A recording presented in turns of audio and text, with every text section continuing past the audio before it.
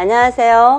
새로운 세상, 새로운 희망시대를 열어가는 개벽시대, 개벽선언의 원장 궁아입니다. 지난 시간에 이어서 오늘은 제가 내림굿을 받고 나서 겪었던 일과 또 현재 사부님을 만나서 안정된 삶을 살 수 있었던 모든 과정들을 여러분들과 함께 공감하면서 말씀을 좀 드려볼까 합니다. 원장님 안녕하세요.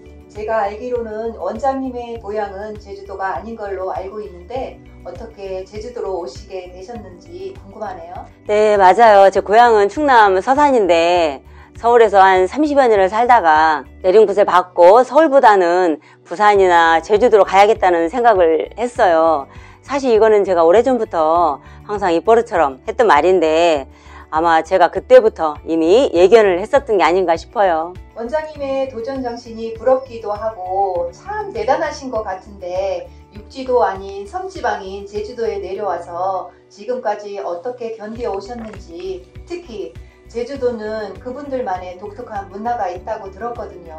네, 제가 사실 제주도에는 아는 지인이 한 명도 없어서 힘들기도 했지만 더 크게 힘들었던 것은 지난 방송에서도 말씀을 드렸다시피 제가 내림굿을 받고 제주도로 내려온 지 딱 열흘 만에 신 선생님과 헤어지게 됐거든요. 깊은 얘기는 좀 말씀드리기 어려울 것 같고요. 이제 막 엄마 뱃속에서 갓 태어난 아기가 육지도 아닌 완전 애틋한 섬에 버려진 고아가 되어버린 셈인데 그때부터 저의 홀로서기란 정말 말로 다 표현할 수가 없을 정도로 엄청난 고난의 시간이었죠. 지금 생각해도 참 아찔하고 가슴이 먹먹해지는데 다시 돌아갈 수도 없고 그때 충격은 참 말할 수가 없었어요. 원장님 말씀을 듣다 보니까 우리가 보통 인간 삶에서 부모 없이 고아로 자란다는 게 결코 쉬운 일이 아닌데 얼마나 막막했을까, 참 여러 가지 만감이 교차하시겠네요. 네, 그렇게 며칠을 보내고 있는데 순간 예전에 지인이 저한테 했던 말이 문득 생각이 나는 거예요. 야, 너는 태평양 바다 한가운데 갖다 놔도 살아남을 거라고 했던 말이 그 순간 정신이 제가 번쩍 들면서 그래, 내가 여기까지 어떻게 왔는데 여기서 허무하게 무너질 순 없다, 그런 생각이 들면서 그때부터 이제 정신을 바짝 차리고 다른 선생님을 찾아보려고 눈이 토끼눈처럼 빨개질 때까지 밤낮으로 유튜브 방송을 봤던 것 같아요. 왜냐면 제가 처음 선생님하고 헤어지고 나니까 실패에 대한 두려움도 있고 이제는 충분히 검토를 해서 선택을 해야 되겠다 싶어서 나름대로는 열심히 찾은 결과 또 두 번째 선생님을 만나서 가림을 다시 했는데 결과가 좋았으면 제가 오늘 이 자리에 없었겠죠. 그렇게 그 후에도 여러 선생님들을 찾아서 인연을 제가 맺어보려 했는데 정말 쉽지가 않더라고요. 그래서 이제 드디어 생각을 했죠. 나에게는 신 선생님이 없구나. 이제는 신령님을 나의 스승으로 삼고 가야 되겠다. 설마 제자 삼아놓고 죽이기 하겠나, 그런 오기가 생기더라고요. 신가림이 제대로 안 되다 보니까 상담도 잘 못하겠고 예전에는 아는 소리도 제법 했는데 이제는 그것마저도 말문이 막혀버리고 주변에 아는 사람도 없고 고민 끝에 신경정신과를 방문해서 처방까지 받게 됐어요. 신경정신과에 가서 처방받은 약봉지를 신령님 앞에 올려놓고 엎어져서 울며불며 통곡하는 게 제 기도의 전부였죠. 혼자 외딴 곳에서 아는 사람도 없이 많이 외롭고 힘든 시간을 보내신 것 같은데 그러면 지금의 사부님을 어떻게 만나게 되셨고 또 이분을 선택해서 지금까지 5년이란 시간 동안 함께 하실 수 있었던 원동력은 뭐라고 생각하세요? 네, 제가 고향이 충청도인데 그동안에 전국 각지에서 만났던 선생님들 중에 충청도 분은 없었어요. 그래서 저도 모르게 신당에 앉아서 신령님 마지막으로 선생님 한 번만 더 만나게 해주세요. 저와 고향이 같은 충청도 분으로 제자가 나이가 있다 보니까 신령님만 스승으로 삼고 가기에는 너무 힘든 것 같다고 이제 신당에서 매일 울기만 하다가 그때부터 이제 기도 제목이 생긴 거죠. 한 달 정도를 간절하고 애절하게 빌었어요. 그때 정말 간절하면 통한다고. 그때 사막의 오아시스처럼 짠하고 사부님이 제 눈앞에 나타나신 거죠. 아무리 생각해봐도 이거는 신령님들의 작업이 아니고서는 좀 이루어질 수 없는 그런 기적 같은 일이었어요. 저희 사부님께서는 당신 자신을 밖으로 이렇게 드러내는 것을 별로 좋아하지 않는 분인데 예전에 그 무속 칼럼을 쓰시는 어느 분이 사부님께서 인터뷰한 그 신명세계에 관련된 동영상을 찍어 놓은 게 한 카트가 있었나 봐요. 그분께서 이제 올려놓으신 그 영상을 제가 우연히 보게 됐는데, 그 영상에서 보여진 사부님의 모습과 또 그분이 전하는 메시지가 제 가슴을 뛰게 했고, 아, 내가 찾던 분이 바로 저런 분인데, 그런 감지가 오더라고요.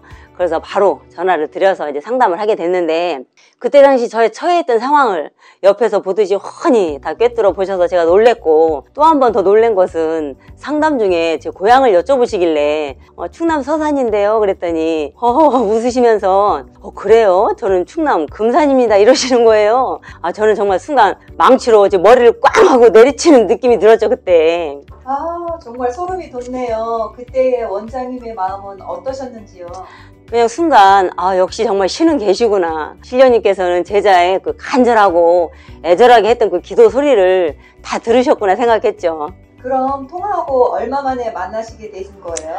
아, 제 마음 같아서는 바로 찾아뵙고 싶었는데, 그때 마침 병중에 계시던 아버지께서 돌아가셨어요. 그래서 최소한 한 49일은 지나서 찾아뵈려고 했는데, 2019년 12월 25일 이날은 저에게는 정말 역사적인 날이라 잊을 수가 없는데, 문자가 한 통화 와서 제가 보니까 사부님께서 보내오신 문자였어요. 내일 12월 26일 음력 초하루 기도를 3박 4일 계룡산에 들어가시는데 그 10여 명의 제자들과 함께 가는데 참석할 수 있는지 문자가 왔더라고요. 그래서 바로 전화를 드려서 통화를 했는데, 저에게 문자를 보내신 이유가 그날 자시에 저의 전안에 계신 시주 할머니께서 사부님을 찾아가셨다는 거예요. 처음 보는 신령님이라 이제 누구시냐고 여쭤보니까 제주도에 있는 제 얘기를 하시면서 우리 제자가 지금 간절하게 스승을 찾고 있는데, 제가 신계를 둘러보니까 선생님이라면 우리 제자를 잘 인도해 주실 분 같아서 찾아왔노라고 이렇게 말씀을 하셨다는 거예요. 알고 보니까 저의 영감하신 신령님께서 제자가 1년 동안 헤매면서 옳은 스승님을 만나게 해달라고 간절히 했던 그 기도를 들으시고 지금의 사부님을 만나게 해주신 것 같아요. 그래서 지금도 한 번씩 제 마음이 힘들고 지칠 때는 그때를 생각하면서 신령님께 너무 감사드린다고 하지요. 원장님의 말씀을 듣고 보니까 전하 신령님이 엄청 영감하신 것 같네요. 첫 통화부터 아, 이분이구나 하고 감지를 하셨다는데, 그럼 드디어 사부님을 만나셨는데 첫 느낌은 어떠셨어요? 그날은 한방눈이 엄청나게 많이 내려가지고 비행기 시간이 한 2시간 넘게 연착이 됐기 때문에 좀 늦게 도착을 했거든요. 처음 사부님을 뵌 그 첫 느낌은 편안해 보이시면서도 뭔가 알 수 없는 일반 사람들한테 느끼지 못하는 상스러운 기운들이 정말 많이 느껴졌어요. 그렇지만 제가 그동안에 여러 선생님들을 만나면서 시행착오를 많이 겪었기 때문에 최소한 3일 정도는 기도를 하면서 충분히 검토를 해봐야 되겠다, 그런 생각을 했었죠.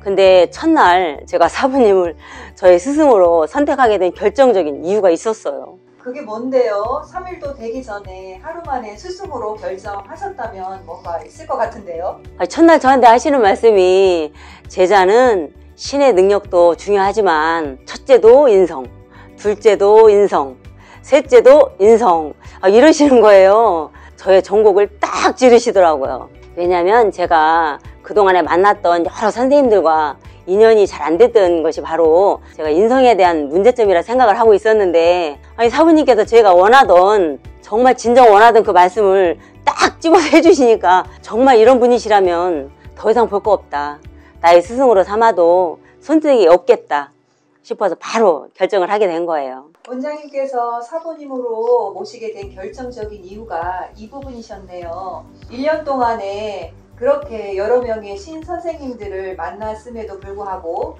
인연이 안 되고 얼마나 힘이 드셨을까. 이 길을 가는 제자들이 신 선생님과 인연을 맺는다는 게 참 힘든가 봐요.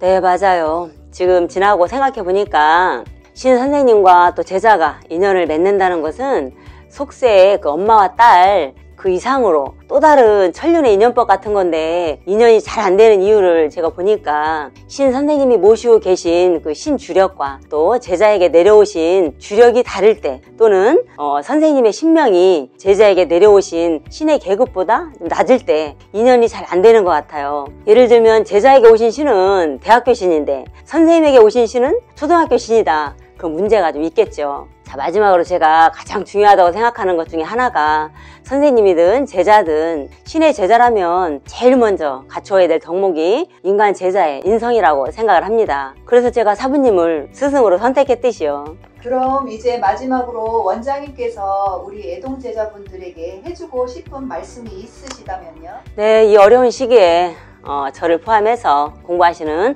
모든 제자님들께서 보이지도 않고 또 들리지도 않는 이 신계의 공부를 하시느라고 고생이 참 많으실 텐데, 이제는 신계의 공부도 더 이상 두리뭉실하게 하지 마시고 원칙과 논리적인 공부를 하셨으면 하는 그런 바람입니다. 그래서 다음 3편에서는 제가 왜 유튜브 방송을 방영을 하게 되었는지 그 이유와 또 신계 공부도 우리 인간세계의 원칙과 그 규칙의 공부처럼 논리형 공부 방법이 있다는 것을 말씀을 드리고자 합니다. 개벽선언은 개벽시대, 즉 새로운 세상, 희망시대를 열어가기 위해 첫째, 신과 인간과의 관계, 둘째, 자연과 인간과의 관계, 셋째, 조상과 인간과의 관계를 원칙과 규칙에 근거해서 속성 3개월 과정으로 핵심 공부를 교육하고 개벽의 핵심인 운명을 바꾸는 개운법을 통해서 명확한 해법을 공부하셔서 능력있고 자신감 있는